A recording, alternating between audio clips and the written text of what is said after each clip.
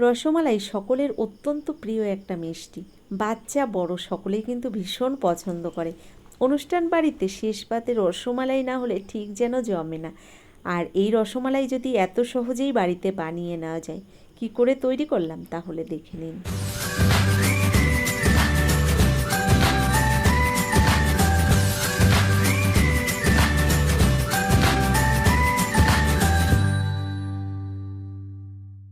এখানে দেখুন দুটো গোল পাউরুটি নিয়েছি। আমি কিন্তু এটাকে গোল পাউরুটি নামেই জানি। অন্য কোনো নাম যদি থেকে থাকে আপনারা অবশ্যই আমাকে বলতে পারেন। দেখুন আজকে যে রসমালাইটা আমি তৈরি করছি সেটা কিন্তু এই রুটি দিয়েই তৈরি করব। তবে আপনারা বিশ্বাসই করতে পারবেন না যে এত অপূর্ব স্বাদ হয় এই পাউরুটিতে। দেখুন আমি পাউরুটি থেকে ওপরের কালো অংশটাকে এভাবে ছাড়িয়ে ফেলে দিচ্ছি।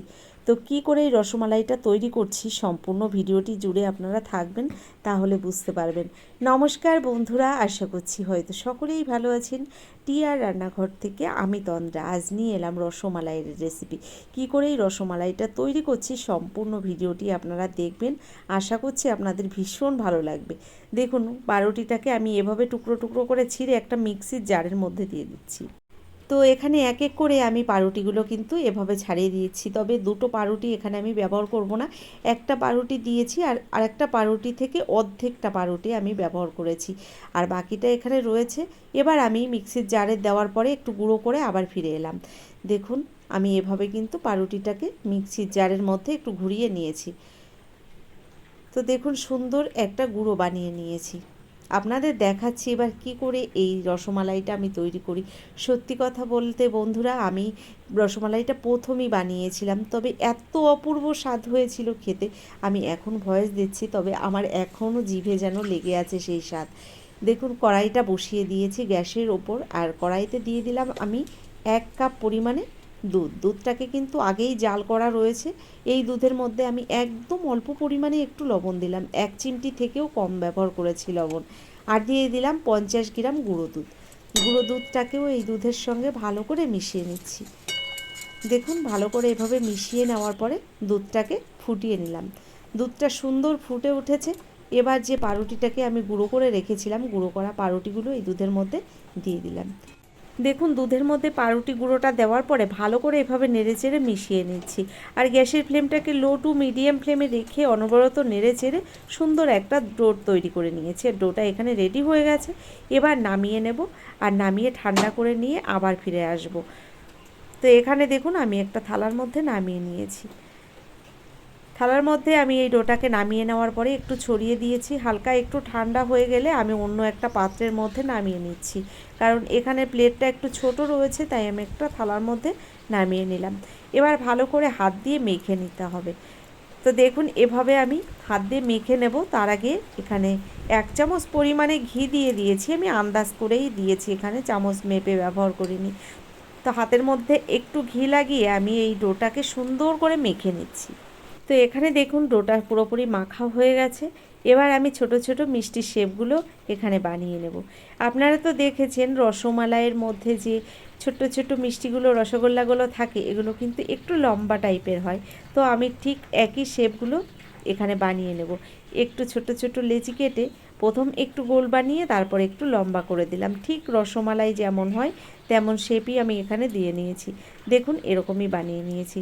তো আপনাদের আরও একটা দুটো আমি বানিয়ে দেখাচ্ছি, খুব সহজে আপনারা কিন্তু এগুলো বানিয়ে নিতে পারেন যে কেউ একবার দেখলেই। তো এখানে একইভাবে আমি কিন্তু বাকি রসগোল্লাগুলোও বানিয়ে নিচ্ছি। সত্যি কথা বলতে এত অপূর্ব স্বাদ হয়েছিল এই রসমালাইটা। আমি আগে একবার বাড়িতে বানিয়েছিলাম, তবে প্রত্যেকে খেয়ে এতটাই প্রশংসা করেছিল, তাই ভিডিওটা আপনাদের সঙ্গে শেয়ার করলাম। অল্প খরচে কিন্তু দুর্দান্ত স্বাদের এই মিষ্টিটা আপনারা একবার হলেও বাড়িতে বানিয়ে দেখতে পারেন। যেমন দেখতে সুন্দর হয় তেমন কিন্তু খেতেও অপূর্ব হয়।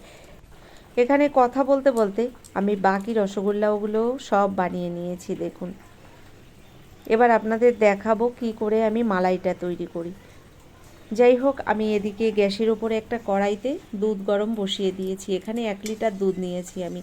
টোটাল 1 লিটার দুধ নিয়েছিলাম, তার থেকে 1 কাপ পরিমাণে দুধ দিয়ে আমি কিন্তু এই রসমালাইয়ের যে মিষ্টিটা এটা কিন্তু বানিয়ে নিয়েছি। আর বাকি দুধটাই এখানে দিয়ে দিলাম কড়াইয়ের মধ্যে, আর তার সঙ্গে দিয়ে দিলাম আরও 50 গ্রাম পরিমাণে গুঁড়ো দুধ মিশিয়ে। ভালো করে দুধের সঙ্গে গুঁড়ো দুধটাকেও মিশিয়ে নিলাম। এবার গ্যাসের ফ্লেমটাকে হাই ফ্লেমে রেখে দুধটাকে সুন্দর করে ফুটিয়ে নিতে হবে। দেখুন আমি গ্যাসের ফ্লেমটাকে এদিকে বাড়িয়ে দিয়েছি আর এই দুধের মধ্যে দিয়ে দিলাম 3টে এলাচ ফাটিয়ে। আপনাদের কাছে যদি এলাচ গুঁড়ো থাকে তাহলে কিন্তু আপনারা এলাচ গুঁড়োটাও ব্যবহার করতে পারেন। তো এখানে আমি এলাচ দানাই ব্যবহার করেছিলাম। আর এলাচ দানাটা দেওয়ার পরে ভালো করে দুধটাকে কিন্তু আমি এভাবে ফুটিয়ে নিচ্ছি। বন্ধুরা এখানে গ্যাসের ফ্লেমটাকে আমি হাই ফ্লেমে রেখেছি আর এভাবে দুধটাকে কিন্তু কিছুক্ষণ টাইম ধরে ভালো করে ফুটিয়ে নিতে হবে। তো দেখুন দুধটা ফুটতে শুরু করেছে। এভাবে কিন্তু আমি দুধটাকে আরও কিছুক্ষণ সময় ধরে ভালো করে আমি ফুটিয়ে নেব। তো এখানে দেখুন দুধটা কিন্তু অনেকটাই ঘন হয়ে গেছে। যেটুকু আমি দুধ জাল করতে বসিয়েছিলাম আস্তে আস্তে কিন্তু দুধটা ঘন হতে শুরু করেছে। আমি এখানে দিয়ে দিচ্ছি বা চিনি। তো রসমালাই সাধারণত একটু মিষ্টি কমই থাকে আর আমাদের বাড়িতেও তেমন মিষ্টি খুব একটা কেউ পছন্দ করে না। আমি এখানে 4 চামচ চিনি দিয়েছি আর চিনিটা দেওয়ার পরে ভালো করে চিনিটাকেও মিশিয়ে নিলাম। তো এই মিষ্টিটাই কিন্তু একদম ঠিকঠাক মিষ্টি হয়েছিল, কারণ বেশি চিনি দিলে আমাদের বাড়িতে সত্যি কেউ পছন্দ করে না মিষ্টি খেতে। চিনিটা দেওয়ার পরে দুধটাকে আরও সুন্দর করে ফুটিয়ে নিচ্ছি আর আপনারা দেখে বুঝতে পাচ্ছেন দুধের উপরে কিন্তু শুধু সর জমে যাচ্ছে, কারণ বারবার এভাবে আমি নেড়ে চেড়ে দুধটাকে ফুটিয়ে নিচ্ছি আর আস্তে আস্তে দুধটা কিন্তু ঘন হয়ে যাচ্ছে। দেখুন অনেকটাই কিন্তু ঘন হয়ে গেছে। এবার এর মধ্যে আমি দিয়ে দেব বেশ কিছুটা কাজু। আমি এখানে কিন্তু গুঁড়ো করে নিয়েছি। কাজুটাকে গুঁড়ো করে নেওয়ার পরে সেই গুঁড়ো কাজুগুলোই দিয়ে দিলাম দুধের মধ্যে। ভালো করে মিশিয়ে নেব আর ফুটিয়ে নেব কিছুক্ষণ টাইম ধরে। আর আস্তে আস্তে আপনারা দেখুন দুধটা কিন্তু অনেকটাই ঘন হয়ে গেছে। তো এভাবে আরও কিছুক্ষণ আমি দুধটাকে বেশ ভালো করে ফুটিয়ে ঘন বানিয়ে নিয়েছি। এরকম অবস্থায় আমি এবার দিয়ে দিচ্ছি যে মিষ্টিগুলোকে তৈরি করে রেখেছিলাম। মিষ্টিগুলো এই দুধের মধ্যে দিয়ে দিলাম আর এবার আরও 2 থেকে 3 মিনিট আমি হাই ফ্লেমে দুধটাকে সুন্দর করে ফুটিয়ে নেব। মিষ্টিগুলোকে দুধের মধ্যে দেওয়ার পরে আমি গ্যাসের ফ্লেমটাকে হাই ফ্লেমে করে দিয়েছি আর দেখুন কড়াইয়ের সাইড দিয়ে কীভাবে সরটা জমে যাচ্ছে। এই সরগুলোকে আমি তুলে এই দুধের ভেতরেই দিয়ে দিচ্ছি। সত্যি কথা বলতে আমার কিন্তু ভীষণ পছন্দের একটা মিষ্টি এই রসমালাই। আচ্ছা আপনারা কে কে আমার মতো রসমালাই খেতে পছন্দ করেন অবশ্যই কিন্তু লিখে জানাবেন। এখানে দেখুন দুধটা একটু হালকা রয়েছে, তবে এই হালকা ভাবটা কিন্তু থাকবে না। আপনারা দেখতে থাকুন, খুব সহজেই কিন্তু দুধটা একদম পারফেক্ট রসমালাইয়ের মতো দেখতে লাগবে। দেখুন 2 মিনিট মতো আমি এভাবে ফুটিয়ে নিয়েছি আর এবার দেখে নিশ্চয়ই বুঝতে পারছেন কতটা সুন্দর হয়েছে।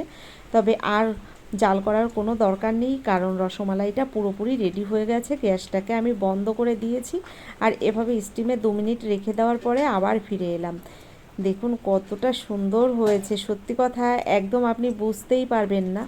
আর আপনি যদি কাউকে এই রসমালাই খাওয়ান তাহলে কিন্তু সেও ধরতে পারবেন না যে এটা আপনি নিজের হাতে বাড়িতে বানিয়েছেন পাউরুটি দিয়ে।